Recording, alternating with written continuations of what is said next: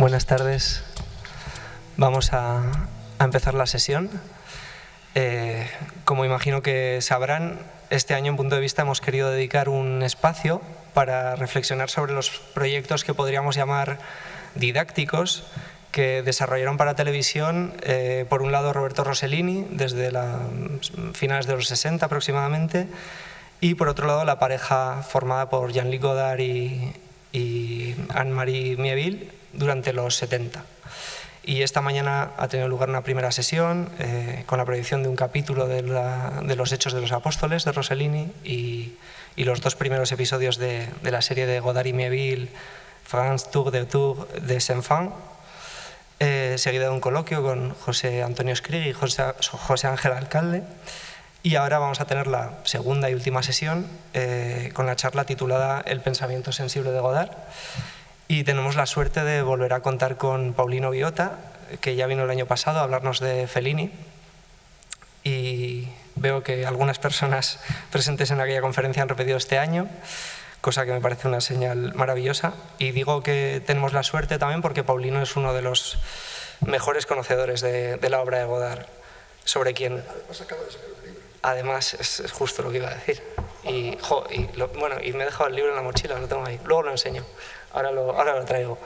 Pero bueno, acaba de publicar un libro con la editorial Atenaica, titulado Jean-Luc Godard, 60 años insumiso, que bueno, es una mezcla de reedición de un libro que publicó hace casi 20 años, con unos cursos que dio, que recorría la obra de Godard hasta entonces, y ahora lo ha completado, ¿no?, con sus 4 últimos largometrajes y ha salido pues justo ha coincidido con el fallecimiento de Godard, además. Y bueno, que lo recomiendo muchísimo, luego os lo enseñaré.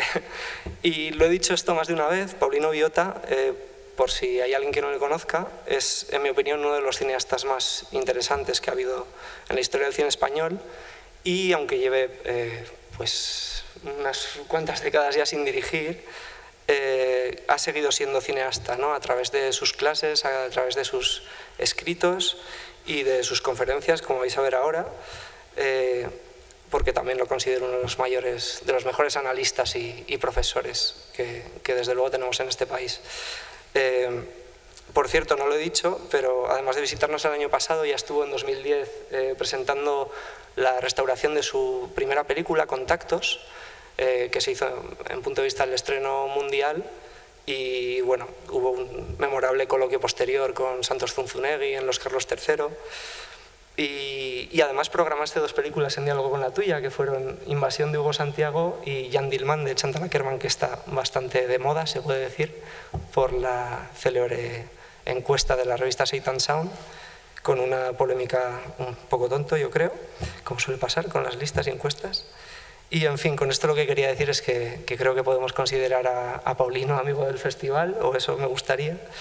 Y bueno, para mí, yo estoy muy contento de estar aquí. De hecho, aquel mismo 2010, seguramente tú ni te acuerdas, pero te tuve de profesor en un curso precisamente sobre las historias du cinema de Godard en Madrid.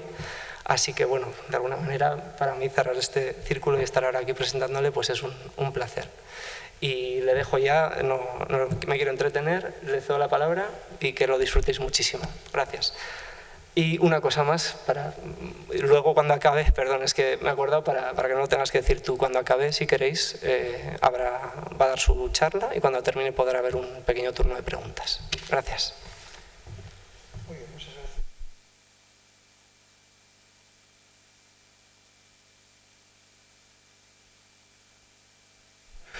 Bueno,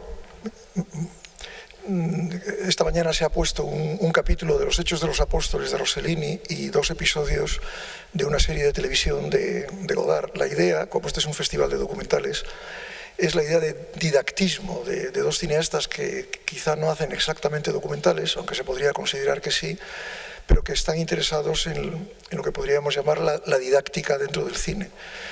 De todas formas, yo no voy a referirme a las películas de televisión, a las series de televisión que hizo Godard, France Tour des Enfants y la otra 6x2, sino que me voy a referir a 2 o 3 cosas que sé de ella, que es una película que Godard estrenó mucho antes, en el año 1967, y que es una película apasionante, desde luego, y con una dimensión, yo creo que filosófica, claramente muy patente. Otra cosa es que esté conseguida o no, pero en la voluntad de Godard es indudable.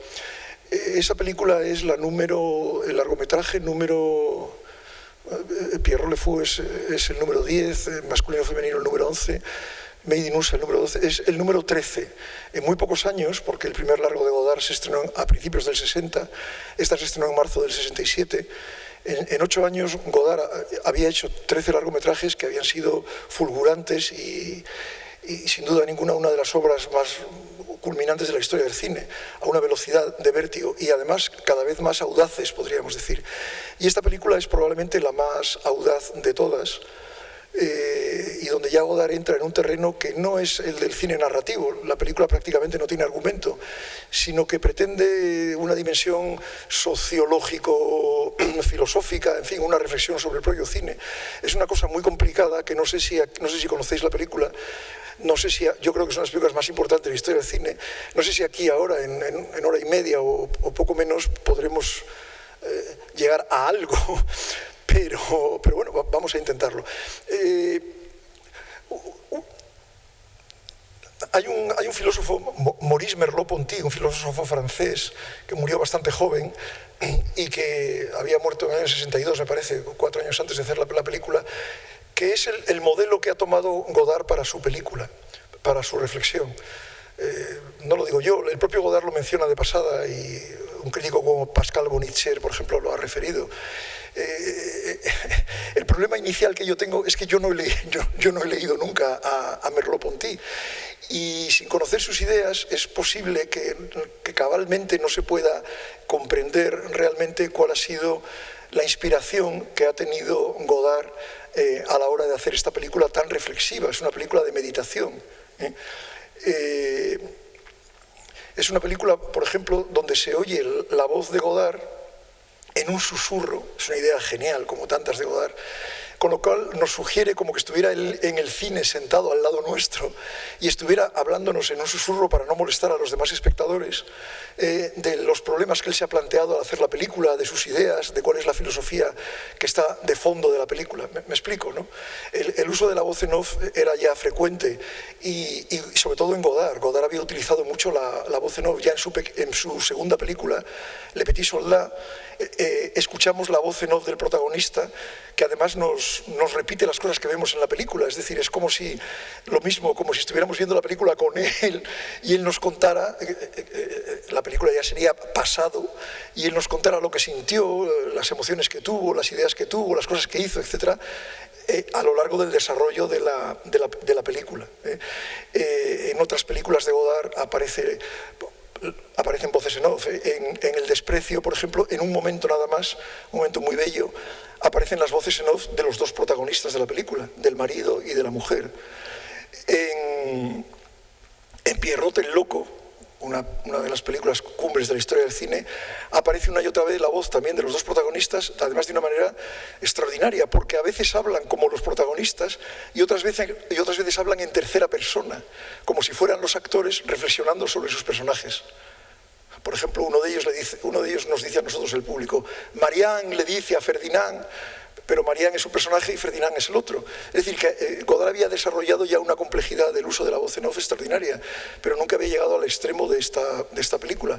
En Banda Aparte, otra película anterior, aparece por primera vez ya la voz en off de Godard. Pero es una voz en off basada en la literatura, en las novelas. Es una voz en off muy parecida al relato que hace un novelista de la propia novela que estás leyendo. Dice, por ejemplo, yo qué sé, los tres chicos en la tarde de junio, que hacía mucho sol, se fueron al Louvre para recorrerlo apresuradamente o lo que fuera. Es decir, incide en determinados aspectos de la película que en vez de verlos, la voz en off del autor nos los cuenta, con un sentido narrativo, pero sobre todo lírico. Pero aquí, en Dos otras cosas de Eyal, la función de la voz en off es mucho más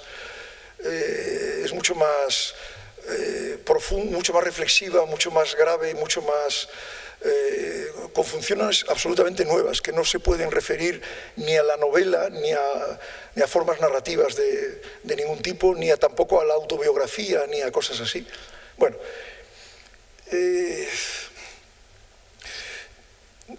voy a intentar en 5 minutos, por si acaso no estáis familiarizados, yo no lo estoy, pero bueno, basándome en la Wikipedia, lo que he hecho ha sido leer la Wikipedia, describir alguna de lo que puede ser el núcleo de la filosofía de Merleau-Ponty, para que podamos entender un poco, creo, lo que quiero mostrar de la película.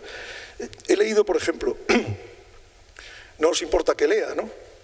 A ver si me hago entender. Para Merleau-Ponty, la percepción del color varía correlativamente a la percepción de la iluminación y la superficie de los objetos organizados dentro del campo perceptivo. Propiamente no hay entonces percepción de colores puros, sino que estos solo se dan en su interrelación estructural con otros aspectos de la cosa que aparece. Es decir, el escorzo color no aparece nunca separado de los escorzos iluminación, superficie, textura, redondez, etc. Un ejemplo puede servir para entender mejor esto. El limón es esta manera particular en que el amarillo es ácido y la acidez es amarilla. Ahí vemos entonces que el color amarillo solo aparece en su interrelación con otros aspectos de la cosa. En este caso, la acidez del limón. Por lo tanto, las explicaciones intelectualistas o las empiristas no logran dar cuenta acabada del problema de las constancias cromáticas. Es decir, cómo es que percibo un color como constante, a pesar de que visualmente la cosa coloreada tiene diferentes matices en diferentes momentos.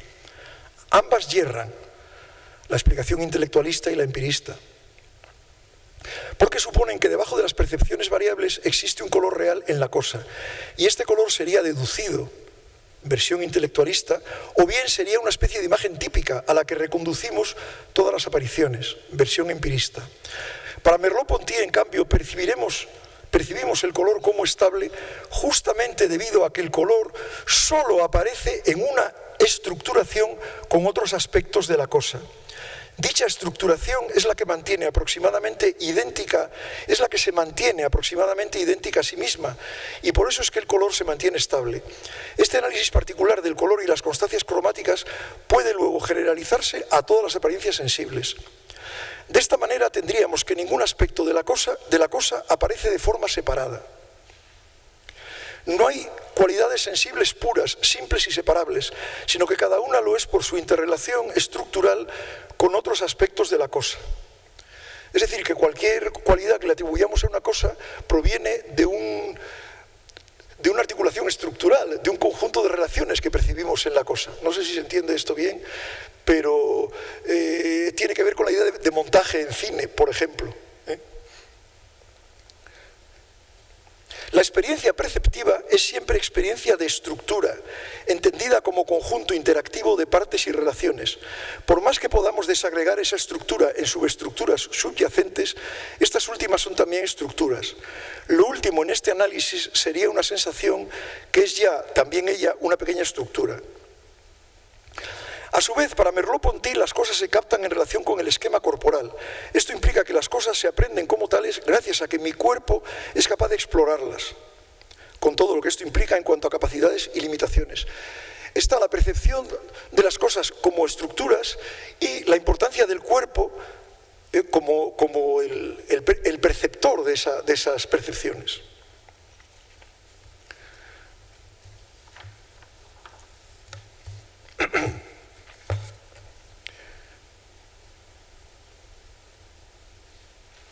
Para Merleau-Ponty, la percepción tiene una dimensión activa, en la medida en que representa una apertura primordial al mundo de la vida.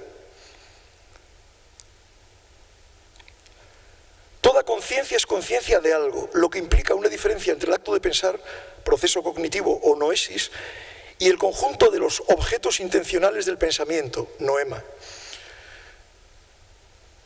Toda conciencia es conciencia de algo, implica que toda conciencia es intencional.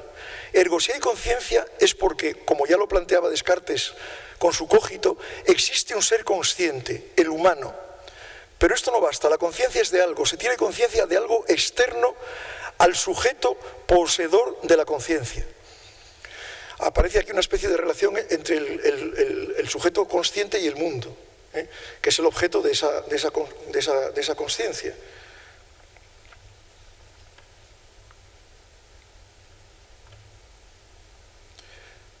Merleau-Ponty no se queda en el postulado toda conciencia es conciencia de algo, que supone la formación de un círculo vicioso no ético, no emático, sino que desarrolla la tesis según la cual toda conciencia es conciencia perceptiva.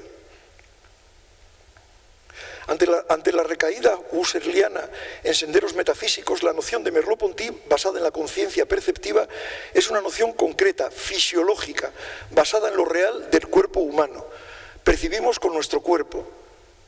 Y la conciencia es conciencia del mundo que está constituido por estructuras. El cuerpo humano es, junto a lo externo real, la base de la conciencia, y por eso se da un compromiso existencial entre el sujeto y sus circunstancias. Sin embargo, el existencialismo de Merleau-Ponty diverge en un punto crucial del existencialismo sartreano, en tanto que para Sartre la relación intersubjetiva es una relación de egos, para los cuales todo otro, en cuanto desde el ego queda reducido a la categoría de objeto, los otros son objetos para el ego que soy yo. En cambio, para Merleau-Ponty la cuestión resulta distinta. Es precisamente esa relación existencial y el compromiso que implica lo que hace que todo ego deba reconocer a otro ego como un semejante y ya no solo como un objeto. La primacía de la percepción significa la primacía de la experiencia en la medida en que la percepción presenta una dimensión activa y constitutiva. Merleau-Ponty, en una primera parte de su obra, considera el esquema corporal como expresión del cuerpo en el mundo. Para él el cuerpo no está frente a un espacio objetivo, quieto y enraizado en una situación que polariza todas sus acciones. Por el contrario, dice, mi cuerpo existe orientado hacia todas las percepciones. Se recoge sobre sí mismo para alcanzar sus fines y el esquema corporal es, en última instancia, una manera de expresar que mi cuerpo está en el mundo. En un segundo momento intenta establecer una teoría fenomenológica del esquema corporal. Piensa que la estructuración anatómico-fisiológica o neurológica del cuerpo y de sus experiencias vividas, el esquema corporal, solo retiene lo que es valioso para sus proyectos, lo que permite adaptarse mejor a sus medios, es decir, selecciona. Merleau-Ponty es considerado el filósofo de la percepción. Frente a siglos de historia que daban por buena la escisión entre alma y cuerpo, el pensador francés consideró que la integración de ambos era necesaria para relacionarse con los demás y comprender el mundo, devolviendo así un estatuto filosófico al cuerpo y con ello al ser humano en su globalidad. El filósofo convirtió el fenómeno de la percepción corporal en el centro de su filosofía y la consideró como el medio a través del cual el hombre se comunica con su entorno. La persona sin una conciencia perceptiva adherida íntimamente al cuerpo no hubiera hecho posible ningún avance individual o colectivo. Bueno, comprendo que esto es muy rápido y muy precipitado, una especie de diges horroroso, pero lo que sí creo, porque yo no conozco a Merleau-Ponty, pero sí muy bien a Godard, es que estas ideas, mejor expresadas de como las he expresado yo, son las que infunden esta película. Me gustaría,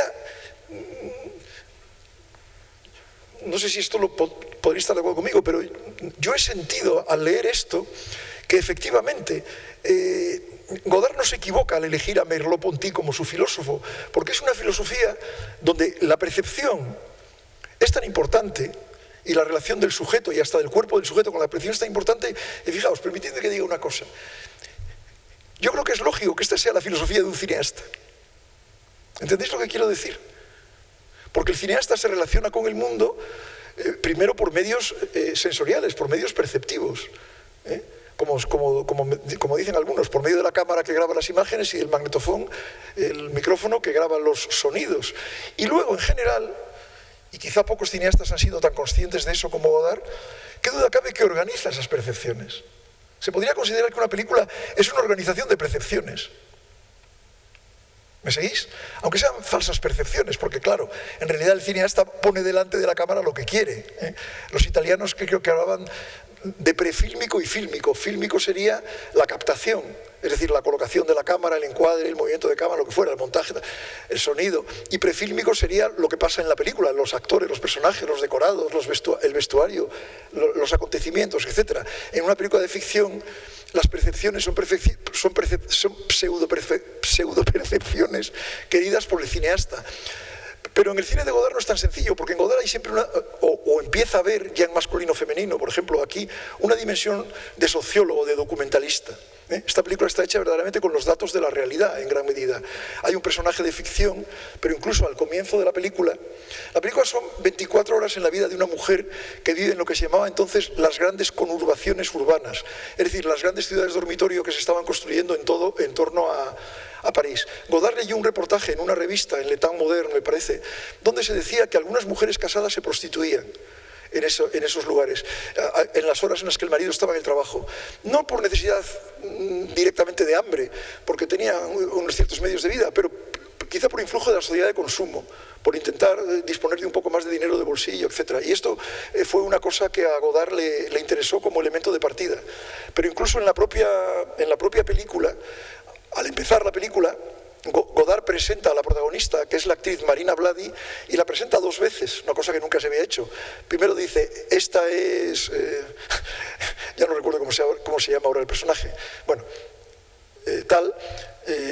y da sus datos, vive en las afueras de París, en tal barrio, etc. Y luego corta y pone otra vez a la actriz y dice, esta es Marina Blady, etc. Es decir, a la manera de Brecht, en cierto modo, porque Godard se refiere a Brecht, separa el actor del personaje para dar todos los datos ciertos al espectador, para que sepamos que hay una actriz que está haciendo un personaje, pero también la actriz es un ser humano y también tiene sus propias maneras de ver las cosas. Entonces, la película prácticamente no tiene fábula. Esta mañana creo que hablaban de la fábula, del argumento, de la ficción. La ficción se distingue del documental en que la ficción siempre tiene una fábula, siempre tiene una historia que contar. El documental, en principio, refleja las cosas tal y como aparecen. En esta película todo está trucado, si se quiere, pero la voluntad es de reflejar las cosas tal y como aparecen. Es decir, ya digo, son 24 horas en su vida, pero realmente no le sucede nada excepcional ese día. No hay un hecho que justifique elegir ese día en vez de otros. ¿Os acordáis la novela El Jarama de Sánchez Ferlosio? En esa novela, en principio es un día cualquiera de unas vacaciones, un fin de semana la gente del pueblo, la gente de Madrid, en torno al río Jarama, pero atención, ese día una chica se ahoga. Entonces, claro, el que ese día una chica se ahogue en el río ya le da a ese día una dimensión muy especial. ¿Me explico, no? Pues bien, en la película de Godard no sucede nada de esto. Entonces, la película de Godard son una serie de escenas de ella, desde que el marido se va al trabajo, ella deja a los niños. Bueno, el niño no queda claro que es de él, parece que el marido se lo lleva y lo deja en la escuela, pero la niña, que es una niña pequeña, se queda en un cuarto, en un piso de un vecino, digamos, que cuida un poco de los niños, una especie de guardería clandestina, y luego ella se va de compras, se va a un café, y nos vamos dando cuenta de que va también a prostituirse. Luego, por la tarde, después de comer, va a visitar al marido, que trabaja en estación de servicio. Bueno, en fin, y se van intercalando entre las escenas de ella, se van intercalando escenas de la zona, escenas documentales, sobre todo de las obras. Se hacían muchas obras, se estaban construyendo carreteras, escalextrics, se estaban construyendo casas, en fin. Era un mundo ese de las afueras de París completamente en construcción, por así decir. Y Godard muestra esto también como un elemento importante en la circunstancia vital de esa persona. Como dice Merleau-Ponty, la persona está en su circunstancia, como decía también Ortega y Gasset, por cierto, de otra forma. Y también en determinados momentos se entrevista a personas, por ejemplo, a una chica que se prostituye, o a una chica que quiere trabajar y no consigue empleo, o a una peluquera de una peluquería, es decir, a mujeres, sobre todo mujeres, creo que son siempre mujeres que trabajan y que responden, no creo que espontáneamente, creo que las entrevistas están preparadas, pero que responden lo que Godard supone que podía responder, por ejemplo, una chica que es peluquera en una peluquería en esas circunstancias, en esa época.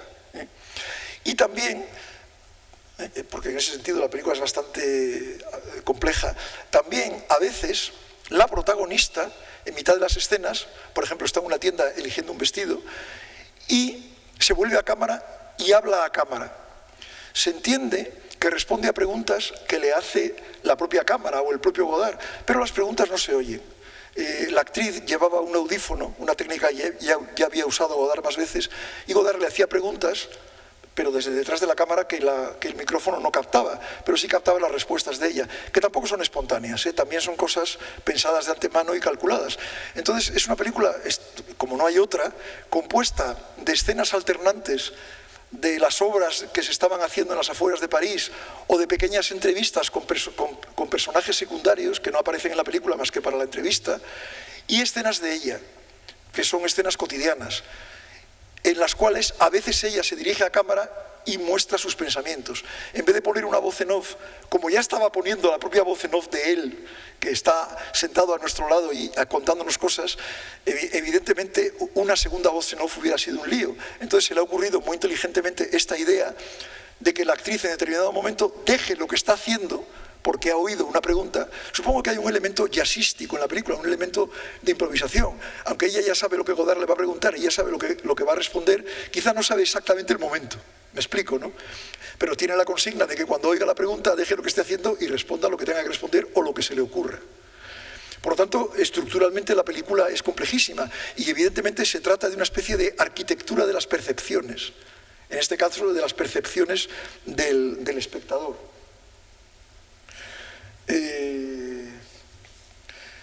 Quiero leer un breve texto de Pascal Bonitzer, un gran crítico que ha hablado de Godard como nadie, que quizá nos sitúe un poco más en la película y luego veremos una escena. Lo que será decisivo para Godard en la lectura de este reportaje, se refiere al reportaje de esta revista donde se hablaba de la prostitución ocasional de algunas mujeres casadas en las grandes conurbaciones. En torno al que rondaba con su proyecto pospuesto para adaptar el signo, Godard tenía la idea con Anatole Dauman, el productor, de hacer una película sobre el signo, sobre la cual ya había hecho un corto cuando empezó, que es un cuento de Maupassant, en el cual una mujer casada ve a una mujer en la calle haciendo gestos y no entiende esos gestos. Es una mujer muy inocente, aunque está casada, y por curiosidad se le ocurre hacerlos a ella. Y entonces resulta que son gestos de prostituta, de invitar a la prostitución. Entonces un hombre se le acerca y ella intenta decir, no, yo no soy una prostituta, pero el hombre ya está lanzado y la obliga a subir a un hotel con él y a tener el acto sexual con él. Eso es más o menos el cuento de Maupassant. Godard tenía pensado hacer una película sobre eso, pero cuando leyó el reportaje sobre estas mujeres de las afueras, digamos, decidió integrar los dos temas. Y es de lo que habla aquí Bonitzer. Ahora tiene una gran distancia entre dos temas de escalas diferentes. Un momento de la vida de una mujer y un momento de la vida del paisaje urbano. De esa excitante dificultad nace el ambicioso deseo de dos o tres cosas que sé de ella, articular cinematográficamente los dos temas, pese al hándicap de la considerable diferencia entre las dos escalas de observación que suponen, para intentar comprender, incluso modelizar su interdependencia. Godard teorizará claramente este proyecto y lo abordará con la mayor seriedad, como un desafío a los límites del cine y a sus propios límites de cineasta.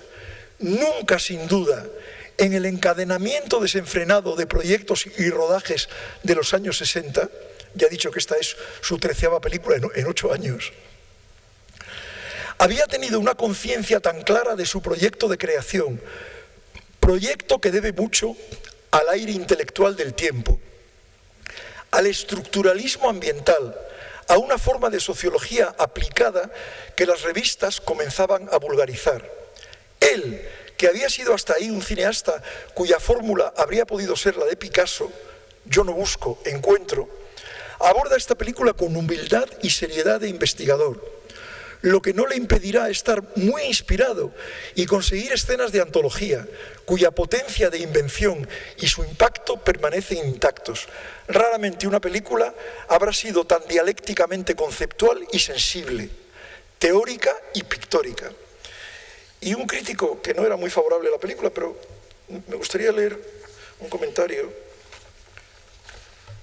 muy breve, pero que incide en este sentido para situaros lo más posible en la película antes de que veáis estas escenas de antología. El propio Bonitzer dice que son dos y yo voy a intentar mostraros ahora las dos, la escena del bistró y la escena de la gasolinera.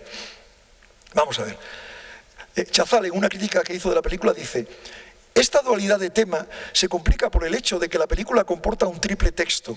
Primero el comentario dicho por Godard, y esta vez de manera inteligible. Parece que el sonido de otras películas de Godard no le convencía mucho a Robert Chazal. Luego el diálogo de los personajes entre ellos, por último los monólogos de los personajes que se presentan o se analizan. Es necesario pues una triple llave para abrir las puertas, a veces ya despejadas, de esta película puzzle que desconcierta o fascina, apasiona o irrita. Bueno, bien, entonces la escena del bistró, que es a poco de empezar el día, la película empieza la noche anterior. El marido es radioaficionado y tiene un gran aparato de radio y está oyendo noticias sobre la guerra del Vietnam, porque la guerra del Vietnam es muy importante en la película, al marido y a ella les importa mucho.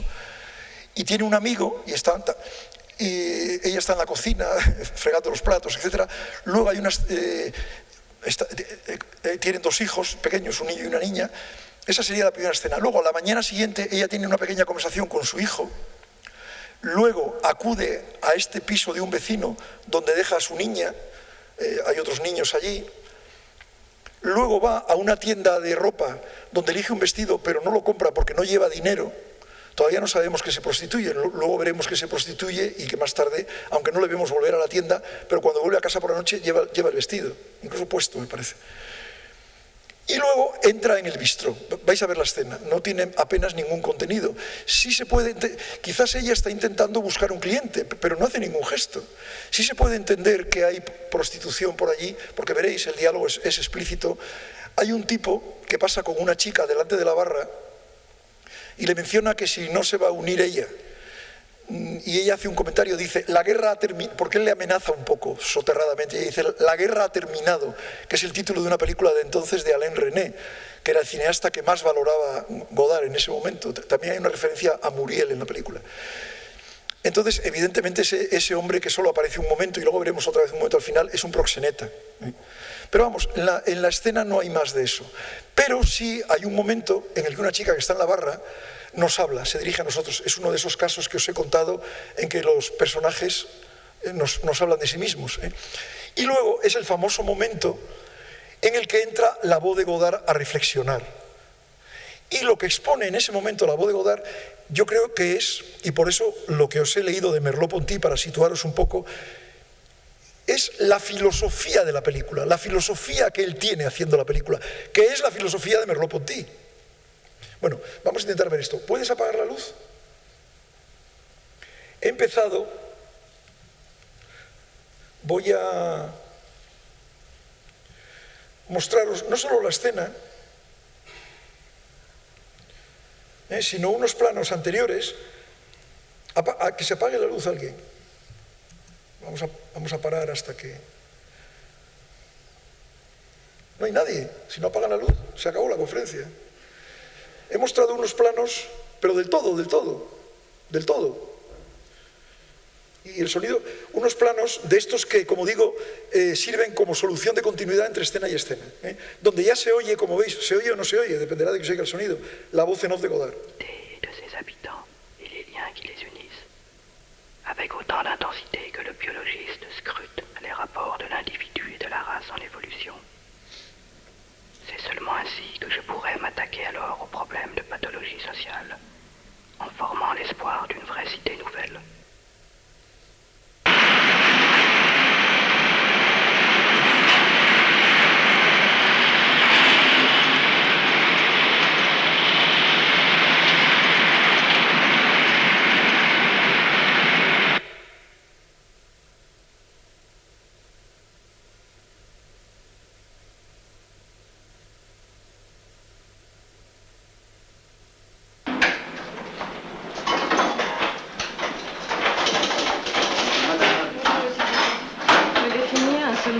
Indifférent. Tiens, bonjour. Bonjour.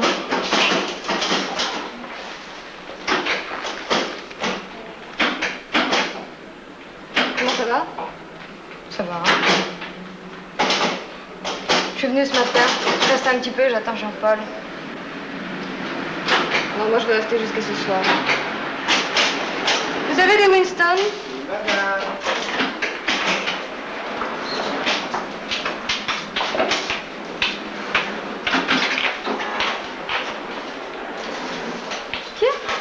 des nouvelles chaussures.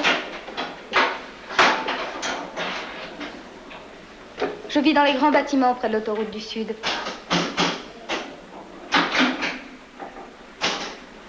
Je viens à Paris 2 fois par mois. Vous savez, les grands bâtiments bleus et blancs. Un paquet de Winston et des allumettes. Oui, mademoiselle. Madame.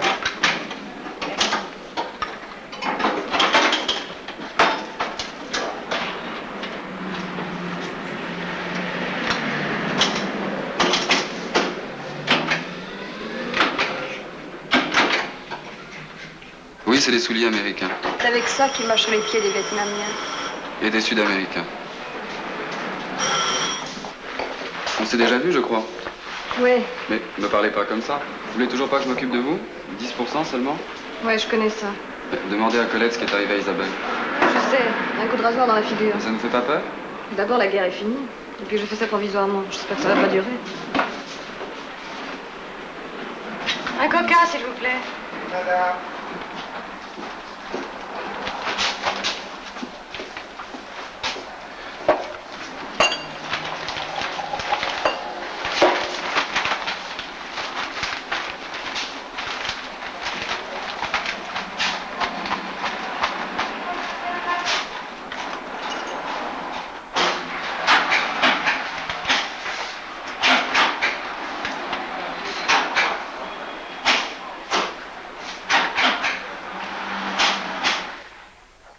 Voici comment Juliette, à 15h37, voyait remuer les pages de cet objet que, dans le langage journalistique, on nomme une revue. Et voilà comment, environ 150 images plus loin, une autre jeune femme, sa semblable, sa sœur, voyait le même objet. Où est donc la vérité, de face ou de profil? Et d'abord, un objet, qu'est-ce que c'est?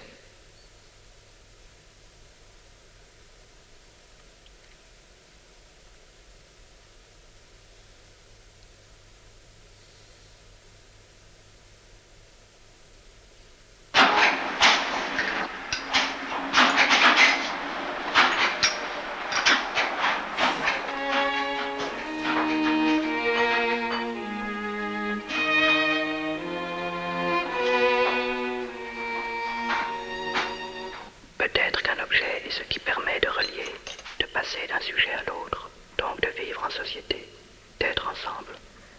Mais alors, puisque la relation sociale est toujours ambiguë, puisque ma pensée divise autant qu'elle unit, puisque ma parole rapproche par ce qu'elle exprime et isole par ce qu'elle tait, puisqu'un immense fossé sépare la certitude subjective que j'ai de moi-même et la vérité objective que je suis pour les autres, puisque je n'arrête pas de me trouver coupable alors que je me sens innocent, puisque chaque événement transforme ma vie quotidienne, puisque j'échoue sans cesse à communiquer, je veux dire à comprendre, à aimer, à me faire aimer, et que chaque échec me fait éprouver ma solitude, puisque...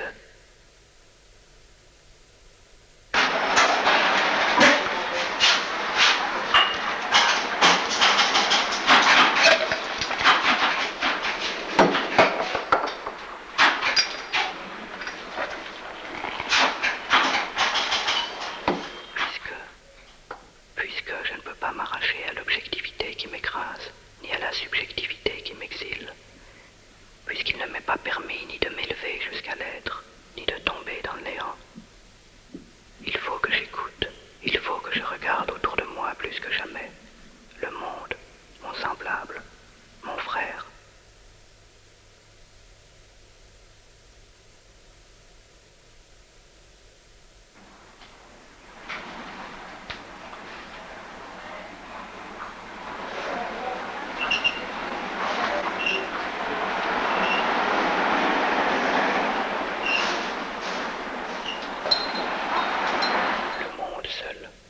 Aujourd'hui où les révolutions sont impossibles, où des guerres sanglantes me menacent, où le capitalisme n'est plus très sûr de ses droits et la classe ouvrière en recul, où les progrès foudroyants de la science donnent au siècle futur une présence obsédante, où l'avenir est plus présent que le présent, où les lointaines galaxies sont à ma porte. Mon semblable, mon frère.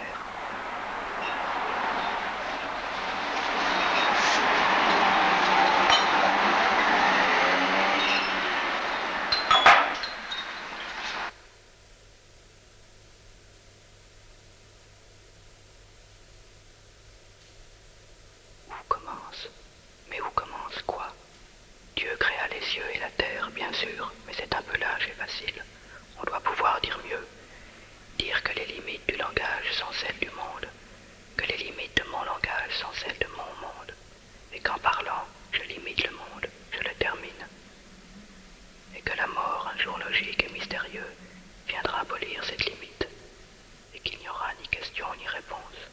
Tout sera flou. Mais si par hasard les choses redeviennent nettes, ce ne peut être qu'avec l'apparition de la conscience. Ensuite, tout s'enchaîne.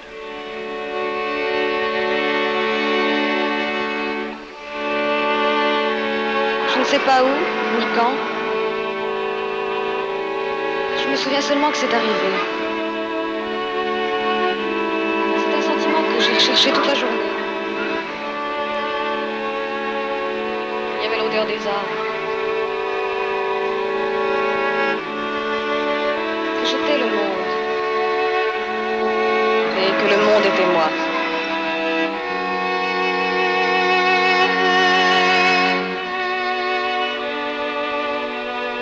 Le paysage, c'est comme un visage.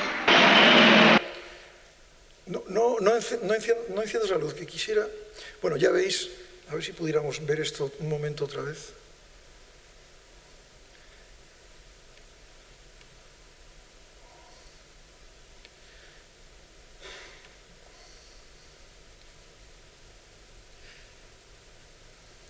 Bueno,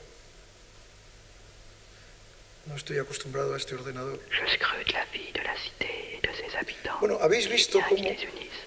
la escena es una escena puramente cotidiana donde no sucede nada, pero le sirve a él de punto de partida para su reflexión de tipo filosófico. Yo os he dado, claro, esto es muy discutible porque seguir en una película, en una proyección, un pensamiento tan denso, yo os he dado en unas hojas que tenéis ahí una traducción que he hecho yo del texto, tanto de esta escena como de la otra, donde se ve un poco el desarrollo de las ideas, que es bastante lógico, pero claro, es difícil percibirlo, pero por lo menos creo que se puede percibir a un cineasta filosofando en mitad de una película. Y la idea de la taza de café, que claro, verdaderamente es extraordinaria. La taza de café, al filmarse muy de cerca y removerla con la cucharilla, parece una galaxia, parece un mundo, un macromundo, en fin. Es como un contexto visual idóneo, esa imagen como sin límites, el cielo negro y las galaxias, un contexto visual idóneo para su reflexión sobre el mundo y sobre la aparición de la conciencia como posible relación con el mundo, etc. Pero en realidad es una taza de café. Es decir, es la capacidad para ver en las cosas lo que normalmente no podemos ver en ellas, pero él sí es capaz de verlas. Y fijaos cómo la reflexión, la escena empieza siendo una escena banal y sobre todo relativamente cruel, porque evidentemente se trata de prostitución y de una situación sin atractivo ninguno. Por intermedio de su reflexión filosófica pasa al final a una especie de desarrollo lírico, apoyándose, claro, en la música, que es una música que a Godard le gustaba mucho, los cuartetos de Beethoven. En este caso creo que es el cuarteto final de Beethoven, el 135 me parece que es, que entra. A ver si podemos poner en marcha esto.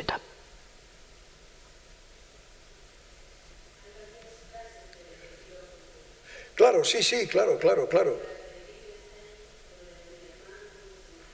Sí, eso es de Baudelaire, claro, sí, claro, está hecho de citas, claro. Dire que les limites du langage sont celles du monde, que les limites de mon langage sont celles de mon monde, et qu'en parlant, je limite le monde, je le termine.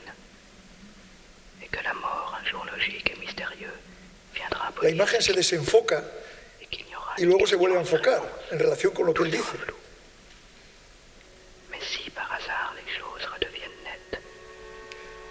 Cuando va a citar a la conciencia, entra la música, que es hermosísima, claro.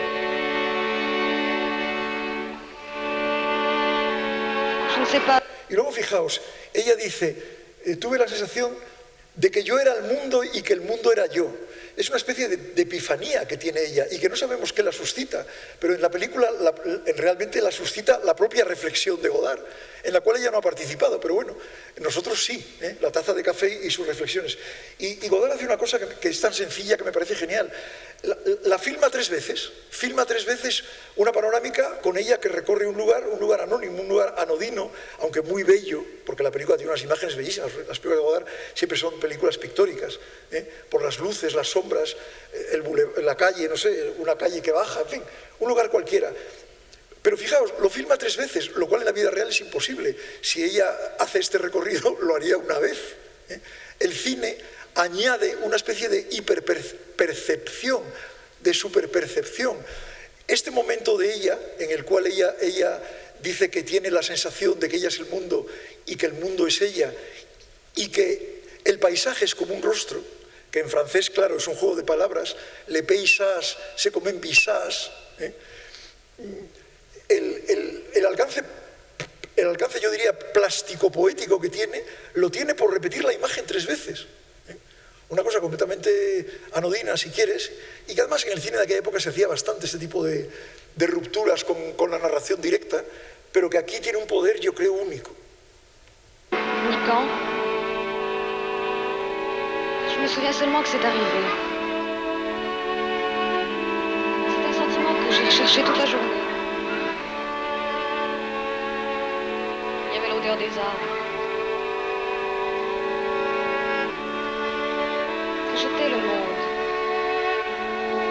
Et que le monde était moi.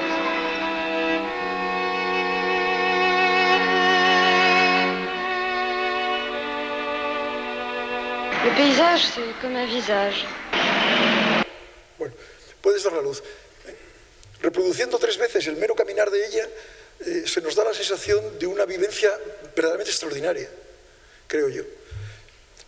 Bien, este es un ejemplo, yo creo, de los mejores de la película, de esa capacidad para reflexionar en una película. Pensar en una película, cosa que claro no pertenece a la tradición. Las películas narran, cuentan historias y las historias nos pueden sugerir quizá pensamientos, pero sería a posteriori. Aquí la reflexión está en directo, y la idea de la aparición de la conciencia como el desideratum, como lo que habría que intentar conseguir para relacionarse con el mundo. Se plantea, por así decir, un problema filosófico como cineasta. La otra escena que podemos ver ahora y que yo creo que todavía es más, aún es mejor, ya no es tanto un planteamiento filosófico, sino un planteamiento como cineasta. Lo que se pregunta en esta otra escena, la escena de la gasolinera, es ¿cómo se puede hacer la película que está haciendo? Pero en directo, mientras hace la película. Que duda cabe que todo esto no es real, es una teatralización de todas estas cosas, ¿no? No le suceden en directo, no es que porque las películas se hacen a lo largo de un mes de rodaje, montaje, etcétera, es decir, en una elaboración complicadísima. Pero él reproduce en la película lo que sería la vivencia del cineasta. Aunque está reproducida, claro, no está vivida en directo. Para eso habría que haber hecho esto que llaman ahora un making of de la película, o sea, haber ido detrás de Godard y haberle preguntado en cada momento lo que pensaba, pero eso sería otra cosa completamente diferente y no tendría mayor interés. Esta escena de la gasolinera, que también, claro, si la percepción es tan importante, la percepción se establece sobre los objetos, y como dice el propio Godard en la escena, los objetos son los que pueden permitir comunicar a unas personas con otras. Además estamos en plena sociedad de consumo, que hoy todavía, 60 o 70 años después, sigue existiendo, o sea que lo podemos entender. Probablemente ella se prostituye simplemente por tener vestidos o tener un coche y cosas así. Por lo tanto, los objetos son los reyes de la sociedad de consumo. Y como se va a decir en la película, ya se ha dicho, los objetos parecen más vivos que las personas a veces en esa sociedad de consumo. Por lo tanto, Godard se interroga sobre los objetos y sobre la captación de los objetos. En esta escena de la gasolinera, el protagonista va a ser el coche. Ella tiene un coche, un Mini, que se decía entonces, un coche pequeño, que ahora ha podido comprarse con sus actividades, y lo lleva al garaje del marido para que lo laven. Bien, entre medias de esta escena y la que vamos a ver ahora, ha habido 3 escenas. En una, la vemos a ella con un chico muy joven, un empleado del metro, que van a una habitación a prostituirse. No aparece el acto sexual, pero sí los prolegómenos. Creo que son 3, ¿no? Creo que he olvidado una. Bueno, lo tengo aquí apuntado. Tampoco importa, para lo que estamos haciendo no tiene ningún interés. No, bueno, es que es la tercera. No, solo hay 2 escenas. La que os he dicho con un empleado del metro joven y una escena en una peluquería. Ella va a una peluquería a lavarse el pelo, a arreglarse el pelo, y una de las peluqueras, que es amiga suya, recibe una cita. Es una chica que también se prostituye, lo comprenderemos después. Y le piden que vaya con otra, pero la compañera ese día ha librado o está enferma y le propone a Juliette, son amigas, ir con ella. Por lo tanto, pasan primero por la gasolinera del marido a limpiar el coche y a decirle al marido, como ella no pensaba tener esa sesión, ese pase, decirle al marido que llegará tarde y que la espere en una cafetería. Por lo tanto, esto que estoy contando es una tontería, pero bueno, las escenas son la escena con el empleado del metro en un hotel, la escena de la peluquería donde su amiga la contrata, digamos, la escena que vais a ver, y luego la escena con el cliente, que es un americano que viene del Vietnam, en el hotel, y luego una escena del marido en la cafetería en la que la está esperando a ella. Pero la que vamos a ver es la escena de la gasolinera, que para mí es uno de los momentos más asombrosos de toda la historia del cine. A ver si encuentro, porque no veo bien cómo está esto.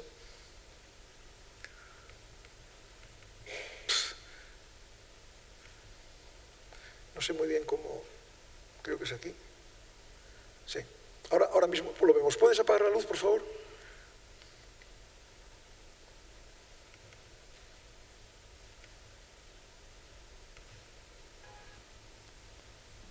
Il y a de plus en plus interférence de l'image et du langage.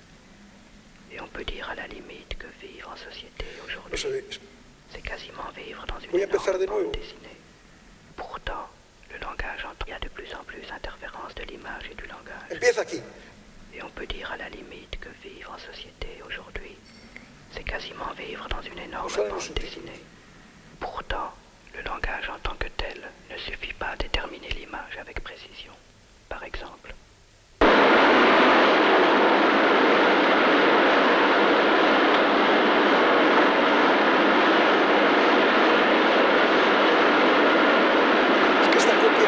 y tiene los subtítulos amovibles. Lo pongo de nuevo. dire à la limite que vivre en société aujourd'hui, Perdonadme. C'est quasiment vivre dans une énorme bande. Il y a de plus en plus interférence de l'image et du langage. Dice, hay cada vez más interferencias entre la imagen y el lenguaje. Et on peut dire à la limite que vivre en société aujourd'hui, c'est quasiment vivre dans une énorme bande dessinée. Pourtant, le langage en tant que tel ne suffit pas à déterminer l'image avec précision. Par exemple,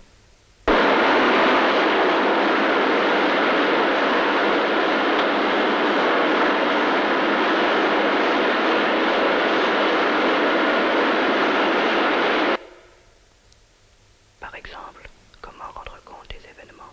Comment montrer ou dire que cet après-midi-là, vers 16h10, Juliette et Marianne sont venues dans un garage de la Porte des Ternes où travaille le mari de Juliette.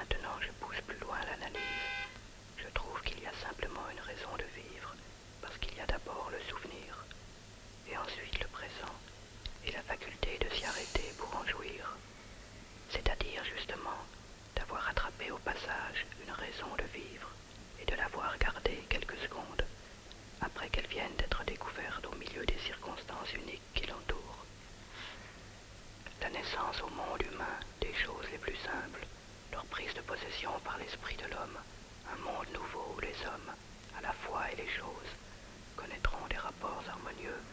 Voilà mon but. Il est finalement autant politique que poétique, et il explique, en tout cas, la rage de l'expression. De qui? De moi, écrivain et peintre.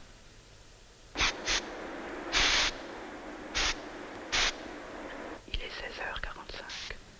Fallait-il parler de Juliette ou des feuillages, puisqu'il est impossible de toute façon de faire vraiment les deux ensemble?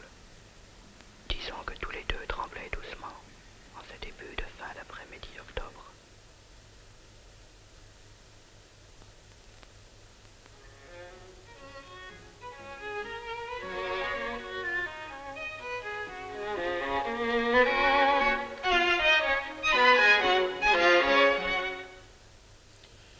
Bueno, esta última imagen ya no pertenece a la escena, pero la he dejado porque se solapa, como habéis visto, con el cuarteto de Beethoven. Bueno, esto no sé qué pensaréis de ello, pero a mí siempre, yo llevo 50 años con ello, pero siempre me ha parecido una cosa verdaderamente prodigiosa y nunca vista, ¿eh? Una reflexión, aunque ya digo, esté fingida, claro, esté hecha a posteriori y a priori, esté preparada y luego montada, sonorizada, etc. Pero, a ver si podemos abrirlo. Il y a de plus en plus interférence de l'image et du langage. Una reflexión sobre la propia película que se está haciendo y sobre su propia posición de cineasta.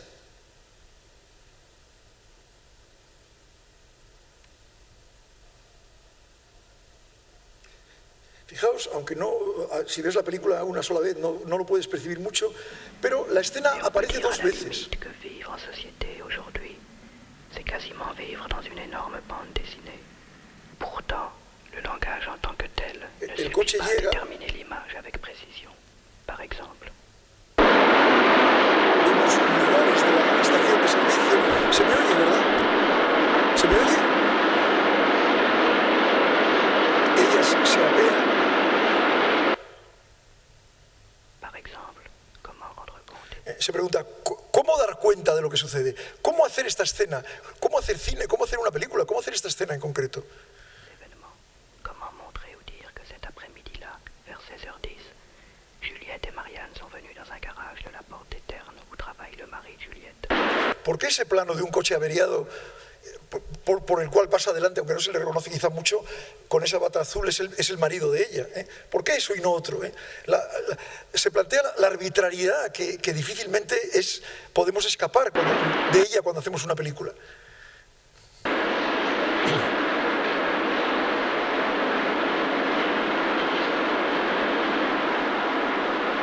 Todo es puramente cotidiano, como veis, no sucede nada extraordinario en la película, en la escena, nada que justifique hacer una escena. Y lo que sí hay es una especie de adoración o de esplendor del objeto, del automóvil.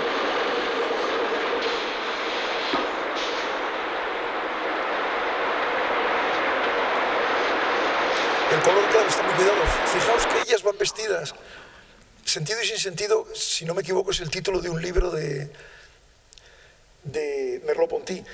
Una va vestida de verde y rojo y la otra de azul y amarillo, que son los colores complementarios en la escala de colores. Y luego fijaos, este plano, que se repetirá al final, ¿cómo decir exactamente lo que ha pasado? Que es un plano trivial, pero en el cual el marido se acerca a ella. Bien sûr, il y a Juliette, il y a son mari, il y a le garage. Mais est-ce bien ces mots et ces images qu'il faut employer? Evidentemente ella le está diciendo, realmente el espectador casi ni lo comprende, porque en la película no se menciona, simplemente hemos visto en la peluquería que la amiga recibe una llamada telefónica y que dice que su compañera no está, pero que buscará a alguien. Lo que le está diciendo al marido es que llegará tarde y que la esperen en el Café Marbef, pero eso el público no lo sabe, ni lo sabrá nunca realmente. Pero bueno, así Godard da muchas explicaciones de lo que quiere y no da ninguna explicación de lo que considera que no merece la pena. El pequeño argumento narrativo ni siquiera está explicitado con detalle.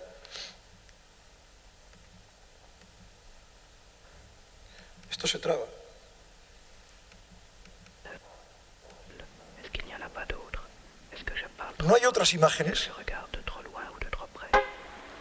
Fijaos, a partir de este plano, que es, evidentemente Godard utiliza los elementos que hay en la estación de gasolina para darles el significado que él quiere. Por ejemplo, al final se verá que la hora del día la marca el contador de la gasolina. En otros momentos de la película también es así. ¿Entendéis lo que digo, no? Lo habéis percibido, ¿no? Esto significaría prueba de fricción, que es algo referido a los coches, no sé a qué se referirá. Pero a partir de aquí la escena empieza por segunda vez, pero con más detalle, con más planos. No podemos entrar ahora en analizar la escena plano a plano, pero si el primer bloque ha durado 1 minuto 40, como la escena dura 5 minutos 20, todavía quedan, pues yo soy muy malo haciendo cuentas, pero 2 minutos y pico, ¿no? 2 minutos 40 o así para el segundo bloque. O sea, el segundo bloque dura aproximadamente el doble o más del doble que el primero. Y a partir de aquí se repite la acción. El coche vuelve a llegar. Este elemento, el follaje o las hojas, no había aparecido la primera vez. ¿No es algo que merecería la pena incluir en la escena? ¿Habría que incluirlo o no?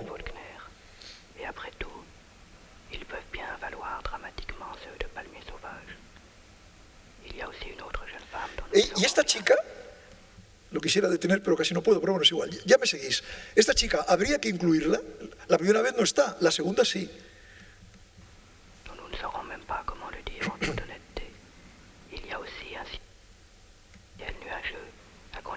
Este plano sí estaba la primera vez, es repetido. Bueno, no es repetido, es otra toma, como en los 3 planos de antes de ella paseando. Bueno.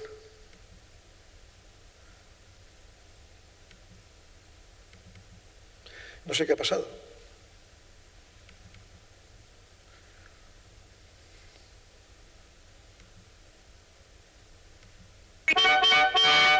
Ahora, como veis, no hay un plano, hay 3 o 4. Como si se planteara cuál sería el más idóneo. Los signos entre nosotros es el título de una novela de un escritor suizo, Ramus, un escritor que le gustaba mucho a Godard. Los objetos se vuelven signos.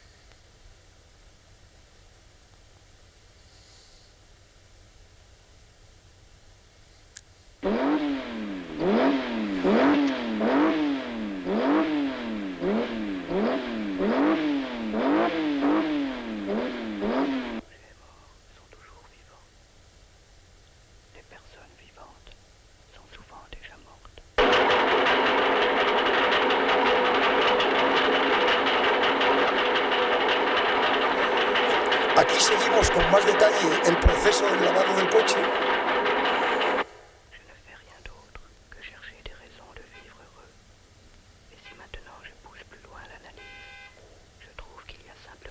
Fijaos, se repite en una nueva toma el plano del marido, mientras la voz en off dice que está buscando una razón para vivir y da sus argumentos. Primero está el recuerdo y luego el presente. Aquí hay una idea. Me gustaría haber cogido al vuelo, yo os he dado el texto, haber cogido al vuelo una razón para vivir. Esto no me ayuda. Es que como paro la imagen con dificultad. Pero bueno, se puede seguir. Se repite la acción, pero fijaos.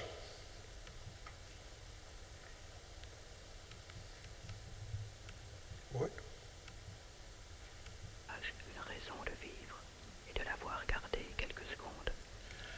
haber cogido al vuelo una razón para vivir, tras descubrirla entre las circunstancias únicas que la rodean, y haberla guardado unos segundos.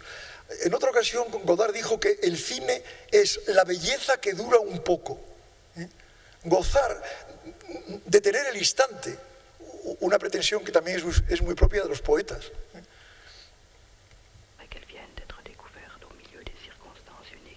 Ella mira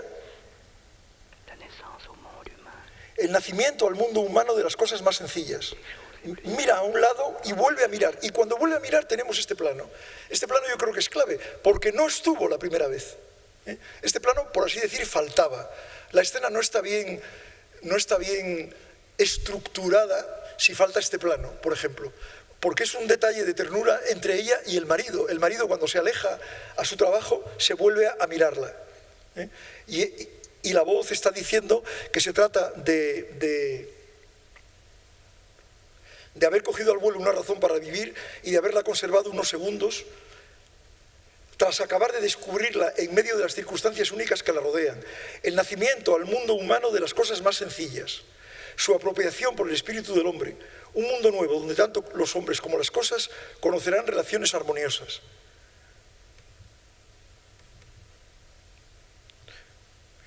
Por lo tanto, aquí hay una crítica de cómo hacer esta escena. En dos versiones, la segunda, más acabada, más plena que la primera.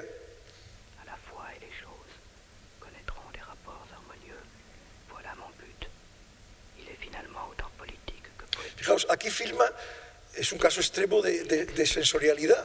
Es el reflejo del sol en las hojas de los árboles, pero a través del espejo en que se convierte la capota pintada de rojo del coche.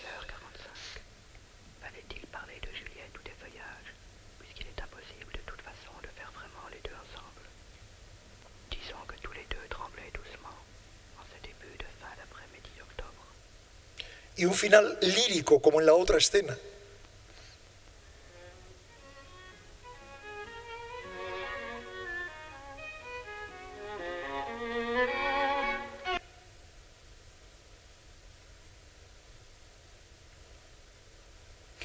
Bien, ¿puedes dar la luz? Fijaos que en ambos casos, y en toda la película es así, la reflexión de su voz en off, a partir de una escena en principio circunstancial, acaba siempre en lirismo, como si el nacimiento de la conciencia y la adquisición, en este caso, de una idea de gozar de los momentos más sencillos pero armoniosos, esa idea, que primero es una idea, desembocase directamente en el lirismo de su reflexión. He aquí mi objetivo, es finalmente tanto político como poético. Explica en todo caso la rabia de la expresión. ¿De quién? De mí, escritor y pintor, y la música de Beethoven. Además, la expresión, la rabia de la expresión, es el título de un libro de Francis Pons, que es otra figura clave en la película. La película está construida sobre la filosofía de Merleau-Ponty y la poesía de Francis Pons. Pons era un poeta que escribía, tiene un libro que se llama Le Parti pris des choses, o sea, el partido de las cosas. Era un poeta, hay cosas traducidas en español, tiene un poema muy bello que se llama El bosque de pinos, que no solo es el poema, sino también todo el proceso de construcción que siguió él, el poeta, para llegar a escribir el poema. Es decir, el mecanismo de elaboración, lo mismo que está haciendo aquí Godard. Además es un poeta de las cosas, lo mismo que quiere ser aquí Godard, un filósofo y un poeta también de las cosas. Bien, ya veis que es una película, estas dos escenas seguramente son las mejores de la película, además, por lo menos es lo que opina Bonicelli y lo que opino yo también. Es una película sin precedentes y casi sin consecuentes. Es una película donde a una intensísima capacidad perceptiva, como en Merleau-Ponty, a una sensorialidad, como todos los grandes cineastas tienen, Stein, Murnau, los que queráis, John Ford, pero que pocos, o Renoir, o Bresson, pero que pocos han tenido como Godard, porque en eso Godard es capaz de batir a cualquiera. Es decir, como dice Bonicelli, ya os lo he leído, raramente una película habrá sido tan dialécticamente conceptual y sensible, teórica y pictórica.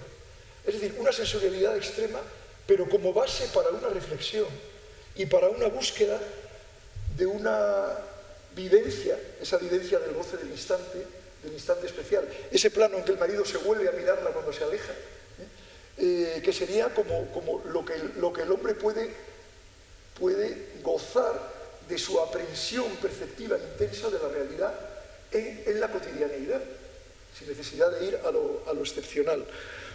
Quería todavía mencionar algunos comentarios, ya no vamos a ver más imágenes, pero el propio Godard decía: 2 o 3 cosas que se leía es mucho más ambiciosa que Made in USA, que es la película que hizo antes y que era un compromiso con un productor.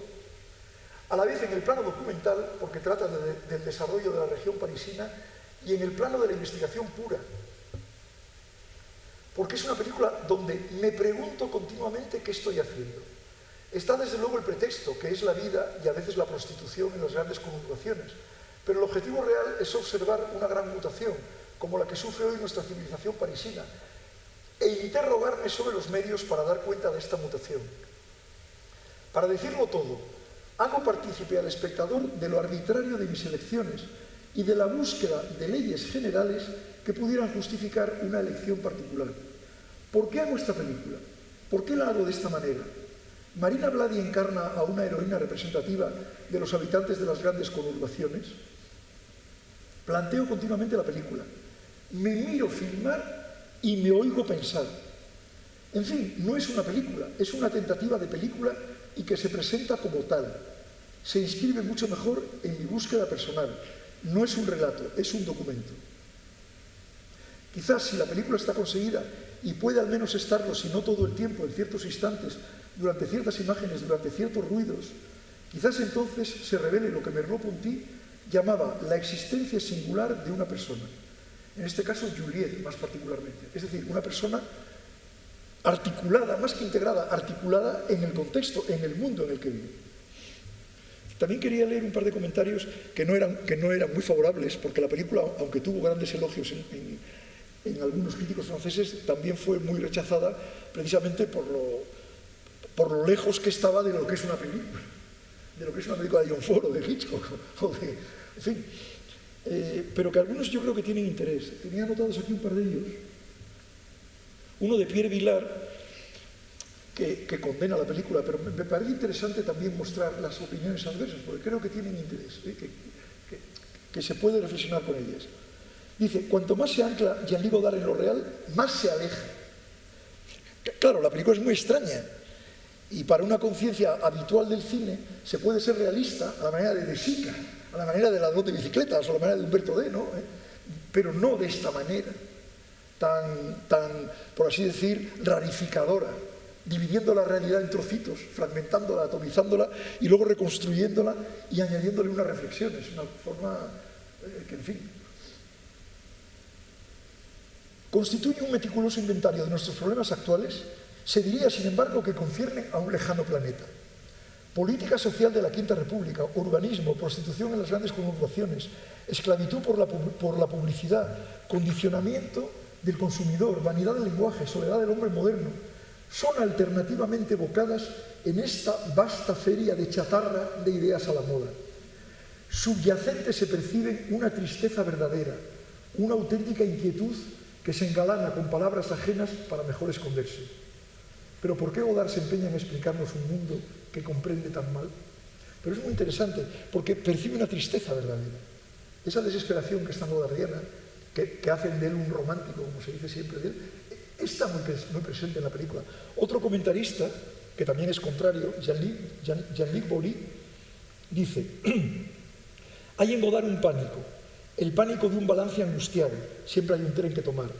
Así acumula en desorden las disposiciones, las conversaciones de bistró cuya nada resulta reveladora, los retruécanos, los datos del azar y de la desenvoltura, los imprevistos y la despreocupación, los imprevistos de la despreocupación y de la fiebre.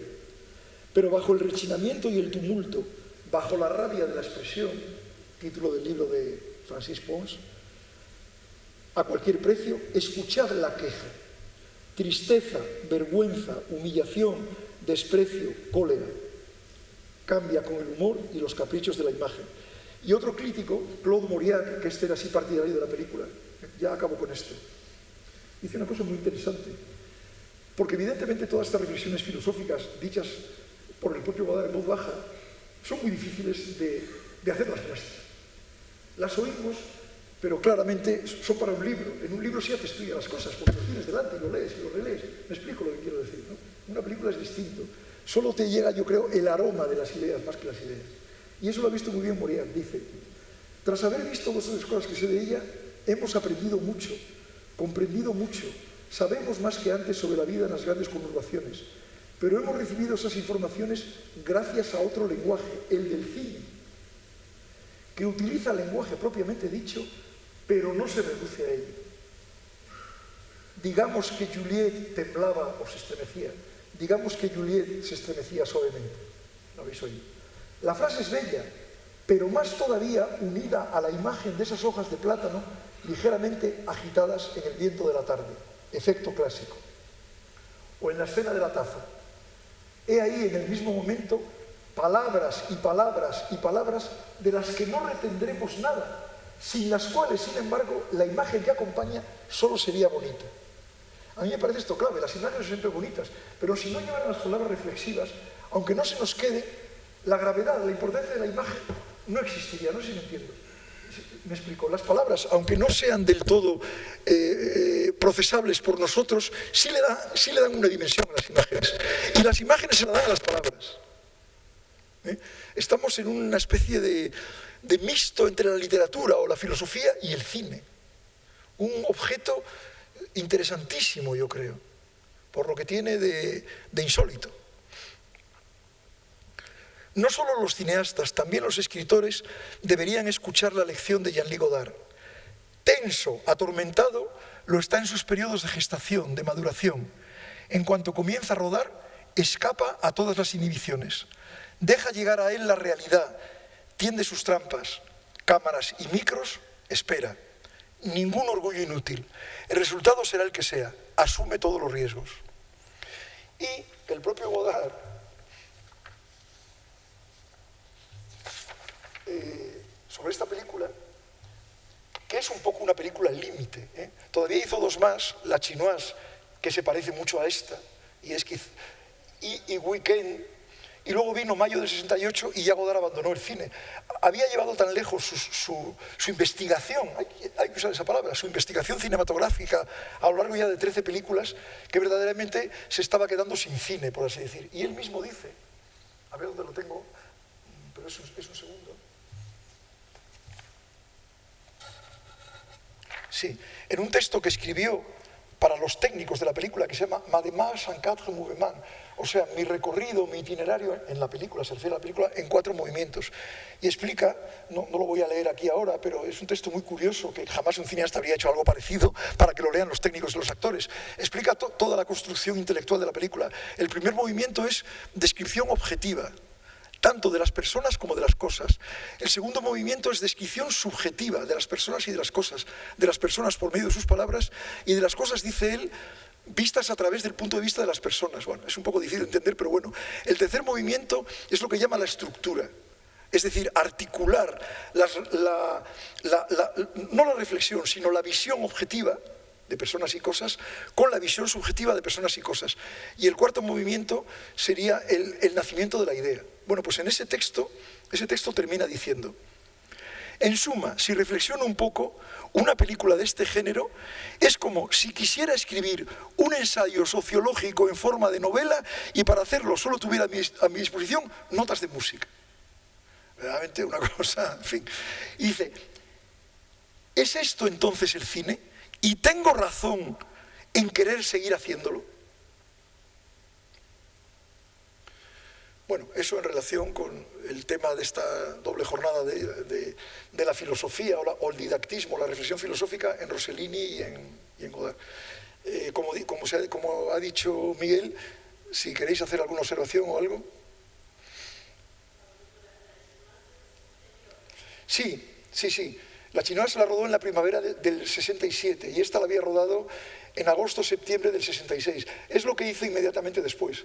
Hizo un episodio para una película de episodios que se llama El Nuevo Mundo, pero no, que era una cosa de 15 minutos que no era muy importante. Esta película está muy relacionada con La Chinoise, que también es un proyecto de corte sociológico. Lo que pasa es que en La Chinoise no aparece su voz en off, ya no reflexiona él directamente, pero los personajes de La Chinoise, que son militantes pro-chinos, no paran de reflexionar.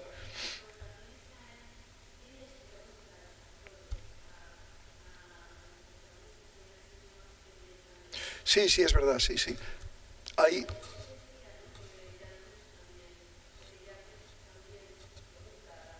Sí, claro, una influencia yo creo muy determinante de Godard es la de Rouch, claro, indudablemente.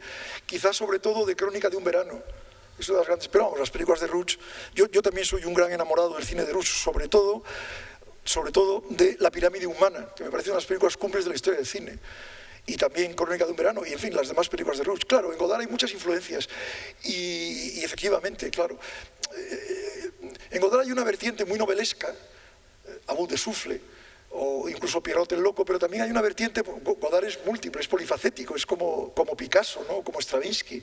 Yo en el libro que he escrito sobre Godard cito al principio una frase de Romain Jacobson, el lingüista, que por cierto le gustaba mucho a Godard, que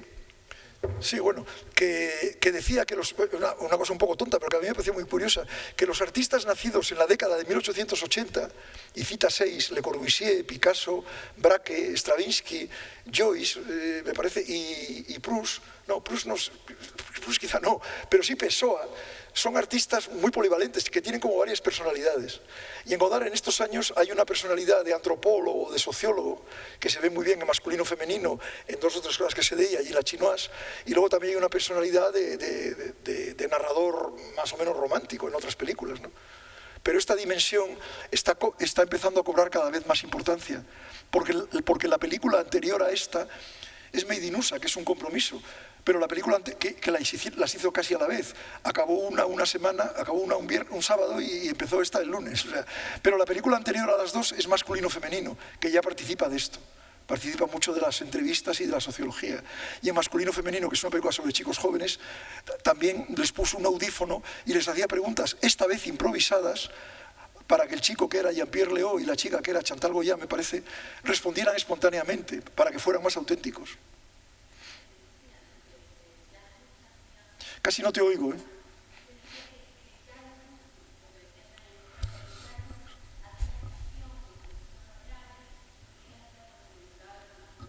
Bueno, es muy bonito verlo así, me parece una bella idea, sí, sí, sí. La pirámide humana se podría considerar una película tan grande como esta, porque en la pirámide humana el director, sale él, reúne a una serie de chicos, me parece que es en Abidjan, ¿no? Blancos y negros, que ahí el contraste de razas es importante, claro, para hacer una película con ellos. O sea, que la primera escena es ¿cómo se diría? La reunión para qué película van a hacer, y luego construye pequeñas historias con ellos que son más o menos ficticias, historias de amores y tal, y eso es el desarrollo de la película, y en determinados momentos se reúnen otra vez para discutir de la película que están haciendo. Evidentemente también es medio fingido, son pseudodocumentales, pero claro, la profundidad teórica, intelectual y la belleza, porque la película de Rouch es de una belleza escandalosa también, de ambas películas es extraordinaria, claro. Sí, sí. Es muy bonito eso que tú dices, efectivamente, claro. Ah, lo decía Godard. Perdón. Bueno, sí, sí.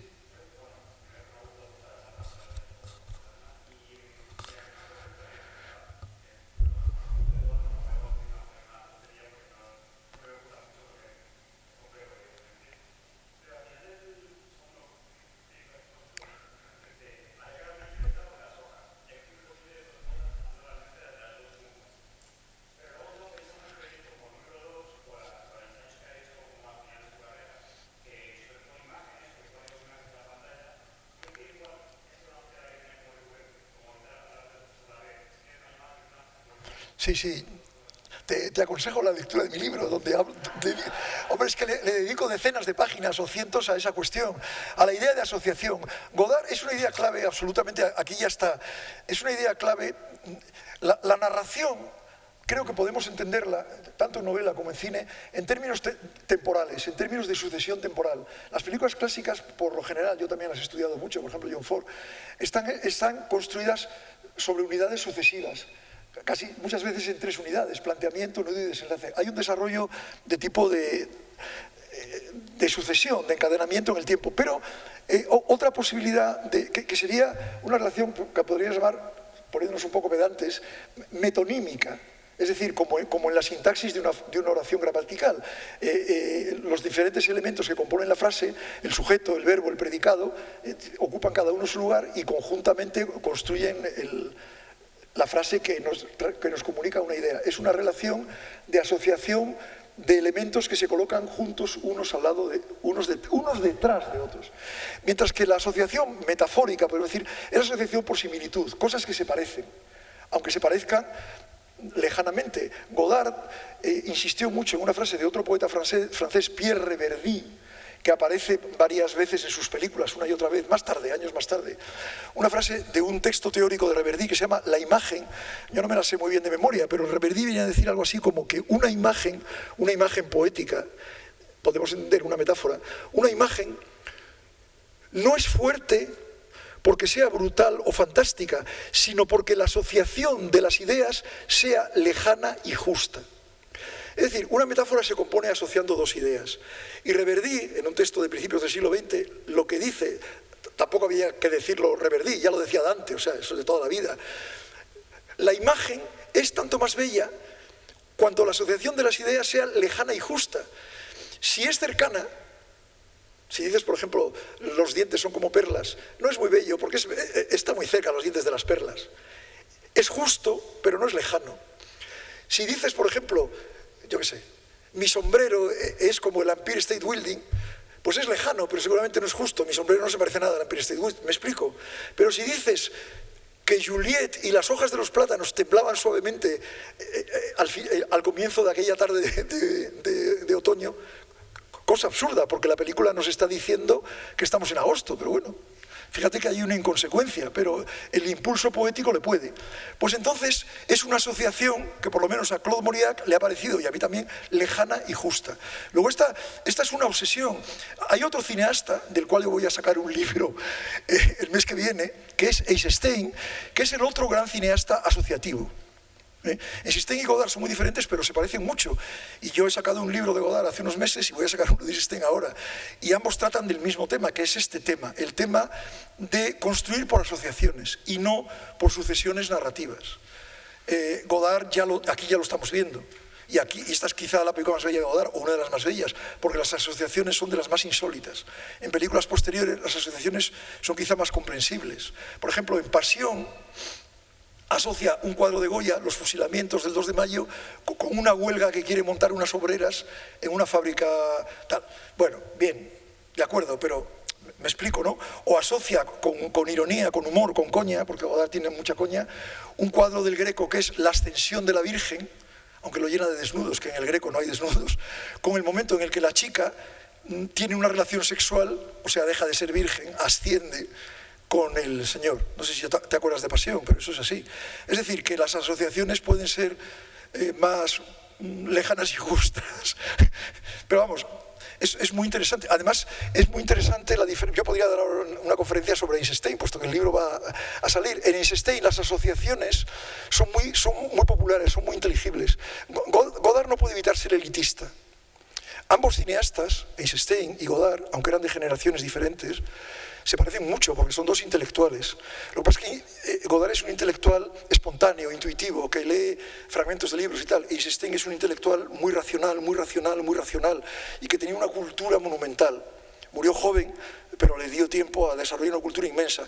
Entonces, en Eisenstein hay mucha racionalidad, pero Eisenstein es como Hitchcock. Eisenstein piensa que el cineasta tiene que ser ultra racional, pero que se lo tiene todo que dar mascado al público. Es un populista, en definitiva. Al público le tiene que dar ya las sensaciones hechas. Mientras que Godard, que es muy elitista, pero en el fondo respeta más al público, porque le ofrece lo mismo. El público es su semejante, su hermano, o sea, el mismo caos mental que tiene él, se lo presenta al público. El público tiene que acabar la película, el público tiene que hacerla. No hay cineasta más respetuoso que Godard. Esta mañana en la comida comentábamos que Jean Duché, que era un gran aficionado a Godard y que lo entendía como nadie, a Jean Duché siempre le decía a la gente: joder, ¿por qué defiende usted a Godard si no se entiende nada? Es una mierda y tal.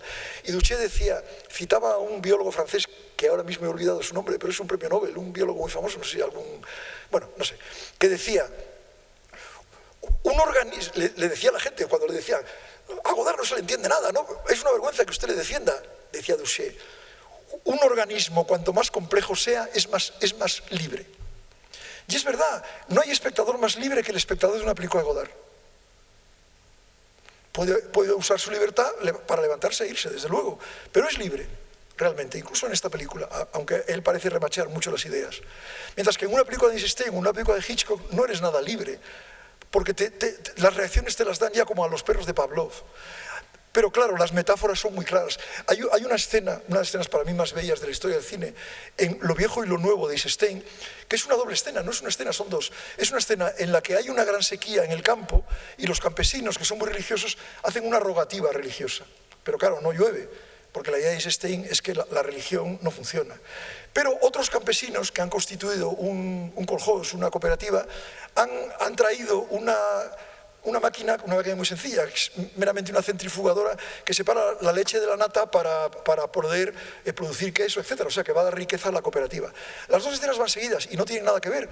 Pero fijaos, la escena de la rogativa termina con que, como no llueve, los campesinos miran desconfiadamente a los popes, con desconfianza, y las caras de desconfianza son inequívocas. Y la escena siguiente empieza con otros campesinos, pero que parecen los mismos, mirando desconfiadamente ¿qué? ¿Qué miran? No lo sabemos, pero a continuación vemos la máquina que ha venido de la ciudad. Los campesinos que creen en la religión al final acaban desconfiando porque no funciona. Y los campesinos que no creen en la máquina están a ver qué pasa. Pero claro, la escena de la sequía, que es absolutamente genial, da una sensación de sequedad, de polvo, de viento. Y la otra empieza al final, cuando la máquina funciona, por los grifos de la máquina empieza a salir toneladas de leche. Además es como una película porno, porque la leche inunda el rostro de la protagonista, como en las películas porno que se produce la eyaculación, es claro así. Y en aquella época no existía el cine porno, Eisenstein lo inventó, lo profetizó. Entonces, la sensación de sequedad en una escena y de humedad, porque además la leche que sale por los grifos luego se transforma en fuentes de agua, ved la escena o leer mi libro. La sensación cualquier espectador la percibe, cualquier espectador relaciona una escena con otra. Sin embargo, en Godard eso no es tan sencillo. Pero claro, esta idea del 1 más 1, del número 2, del entre, que decía Godard, de Ici et ailleurs, todas estas películas están construidas sobre el modelo de la metáfora, sobre el modelo de Reverdy, sobre el modelo de asociar, creando una tercera cosa, o sea, A más B da un C que es otra cosa y que no está ni en A ni en B. Esa idea ya está en Eisenstein. Por lo tanto, son cineastas idénticos y opuestos.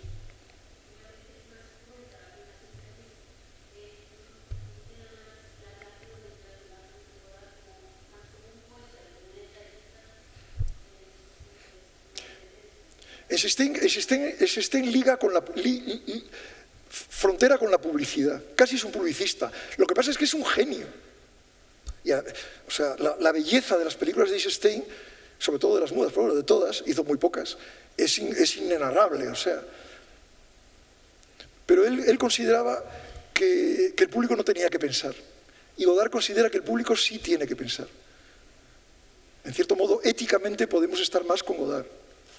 Pero claro, yo cuando veo una película de Eisenstein, pues el que tiene el orgasmo soy yo, no la desnatadora, o sea.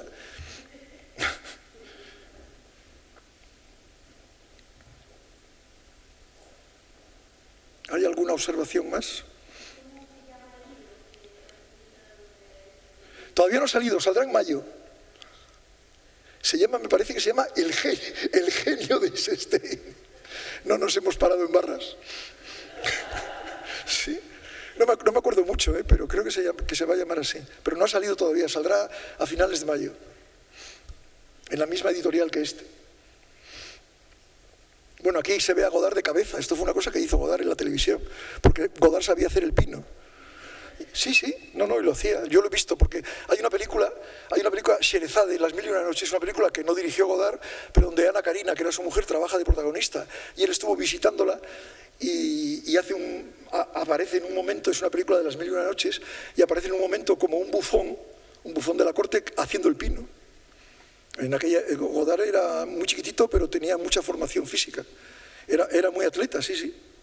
Y en la televisión explicó, esto es, ya que estamos, es una cosa muy divertida que hizo en televisión, cuando hizo El desprecio con Brigitte Bardot era una gran estrella, y como él era el cineasta inconformista, el enfant terrible, el cineasta de vanguardia, le preguntaron que cómo un cineasta de vanguardia podía trabajar con una superestrella.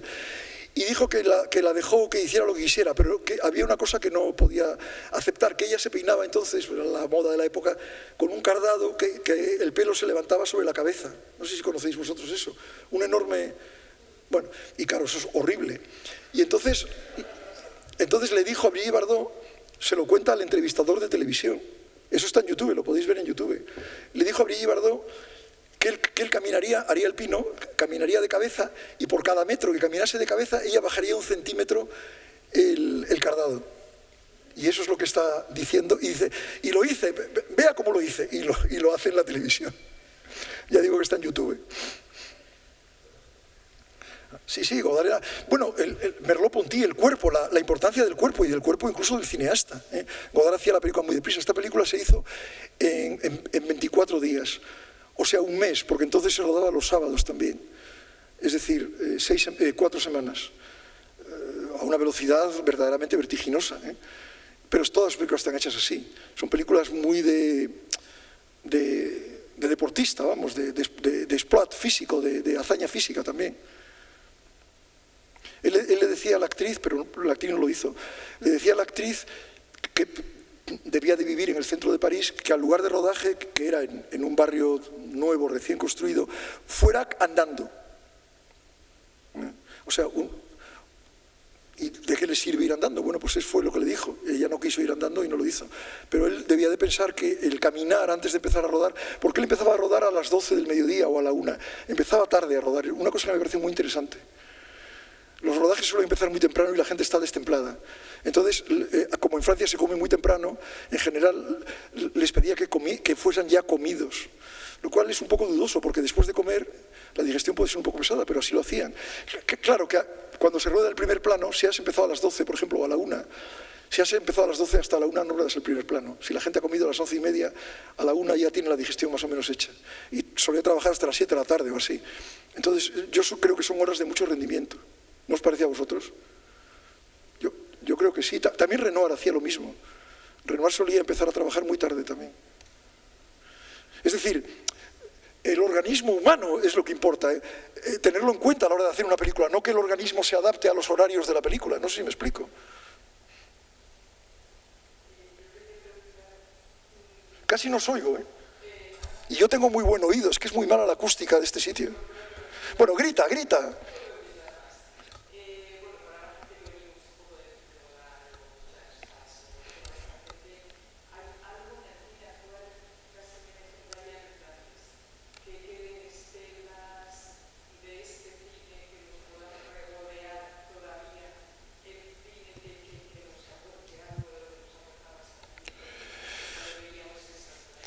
¿Sabes qué pasa? Que yo no soy muy buen conocedor del cine actual.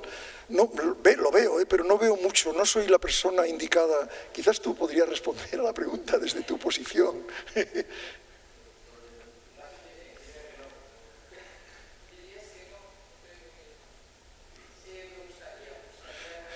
Seguro que él está al cabo de la calle de todas las películas que se hacen en Francia en los últimos 10 años. Marcos Uzal, el redactor jefe de Cahiers du Cinéma. Así que él te podría responder. Responde. Es la persona más indicada. No, es que yo no soy conocedor, no puedo hablar de lo que no conozco.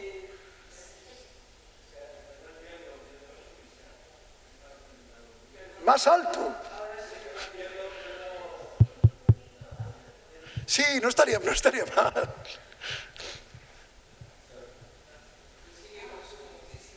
No, claro, sí, me parece muy bien, pero yo es que estoy dando siempre clases o escribiendo libros sobre cineastas antiguos, como Godard o Eisenstein, y no tengo mucho tiempo. No es por desdén, Y algunas películas francesas sí he visto, pero no muchas. Contesta. No tengo mucho que responder, pero solamente viendo esas secuencias, porque hablas de Godard explicándonos más o menos cómo piensa la película, pero Lo que es muy fuerte, claro, es que es también como verla, ¿no? Y Mon frère, mon semblable es el espectador también. Y hay algo que es que parece de cierta manera muy simple, ¿no? Y entonces cuando las ves te preguntas por qué nadie es capaz hoy de filmar la realidad social o la calle o de manera tan directa y de cierta manera simple, porque hay algo... Sí, el rodaje es muy sencillo. Sí, de ir directamente a las cosas, ¿no? Que parece, cuando lo vemos, lo más simple y que finalmente es lo más complicado, ¿no? Es le parti pris des choses. Le parti pris des choses, sí. Claro, claro. De ver las cosas con tanta intensidad que las ves como directamente, ¿no? Y no veo en el cine actual, y se podría hablar de muchas cosas ligadas a eso, de la técnica, de la imagen, porque cuando ves los colores hay una presencia de las cosas que participa a esa intensidad también. Es muy sencillo y muy intenso. Por ejemplo, el color rojo del coche o los colores verde y rojo de una y azul y amarillo de la otra. Son cosas muy deliberadas. Yo os he dado también, lo que es que yo no lo tengo, lo tenéis una hoja con una cita de Cézanne que se me había olvidado. ¿Dónde está? ¿Tenéis una hoja? ¿Me la pasas? Acércamela, luego te la devuelvo. Sí.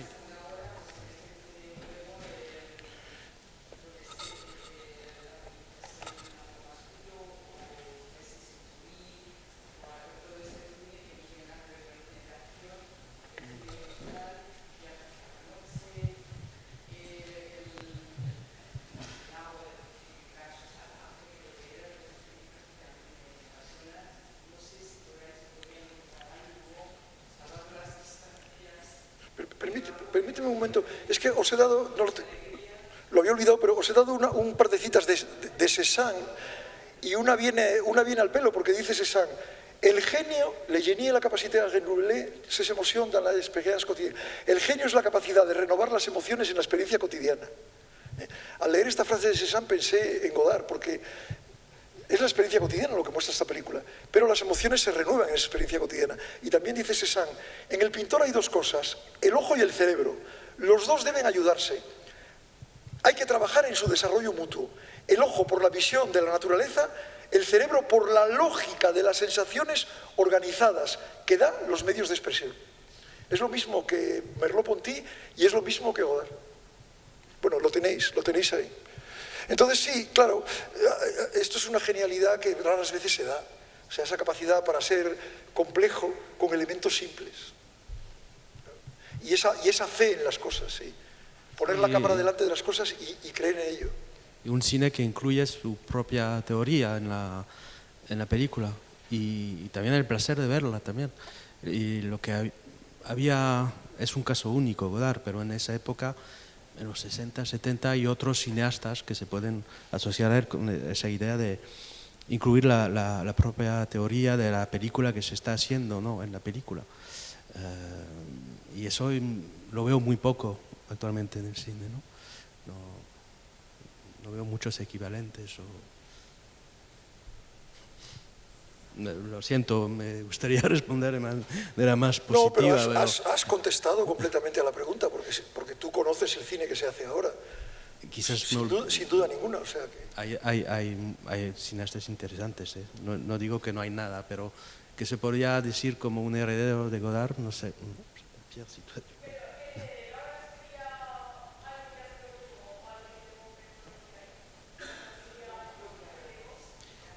Es cierto lo que dices, porque los malos herederos de Godard son los que quizás han querido imitarlo, imitar cómo se imita una forma, pero no es eso ser heredero de Godard, sería, no sé, una especie de equivalente en pensar el cine y la realidad, pero no es un imitador, ¿no? Yo también creo que sería el que rompe, pero claro, hay que romper bien. No vale cualquier ruptura. Es que no es romper por romper. Claro, no es romper por romper. Claro.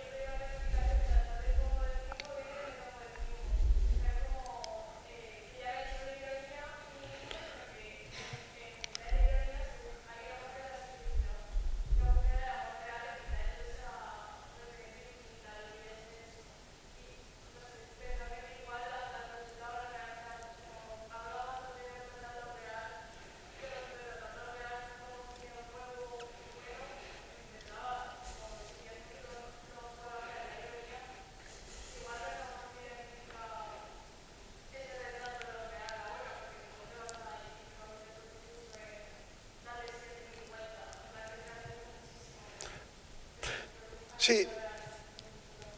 Creo que entiendo lo que dices. Claro, es otra época diferente y en la época de Godard todavía, quizá por la herencia del neorrealismo, había el prestigio de la realidad, por así decir. Es el caso de Rouch también. Pero ahora la realidad está desprestigiada. Entonces ahora el discurso es un discurso irónico probablemente. Habría que ver, pero lo que pasa es que habría que presentar nombres concretos, nombres de cineastas concretos que hicieran, que hacen esto.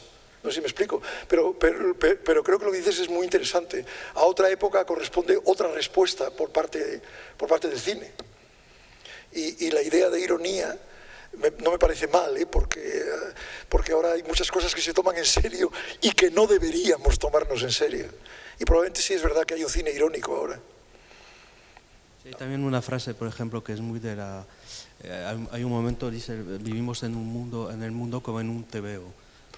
Eso se dice en la película, sí. Sí. Y hoy no se podría decir así. ¿Cómo se definiría esa ironía hoy para definir la realidad en la cual vivimos, ¿no? Es decir, que la realidad en sí mismo ha cambiado. Entonces no se podía... Hasta la sociología, ¿no? La utilización de la sociología por Godard. Para mí la sociología en sus películas es como el guión, pero después va más allá siempre de la sociología, porque a partir del momento que hay un plano, un encuadre, objetos, pues siempre es ir más allá de la sociología, ¿no? Y hoy pensar cine a partir de la sociología, creo que ha embedido mucho el cine en la sociología, y de manera muchas veces negativa, me parece, ¿no? Entonces, por ejemplo, alguien que hoy diría... voy a partir de la sociología e intentar hacer una película a partir de eso, sería completamente diferente de lo que se podía hacer en 67 y la importancia que tenía la sociología y la definición que tenía en la época. Entonces sí, alguien que quisiera hacer la misma película hoy sería un poco ridículo, ¿no? O encontrar equivalentes. Un Godard actual pensaría la realidad bueno, y el propio Godard ha cambiado con el tiempo, ¿no? No solamente porque ha envejecido, pero porque el mundo ha cambiado, ¿no? También. Entonces es una cuestión imposible de pensar quién sería el Godard actual.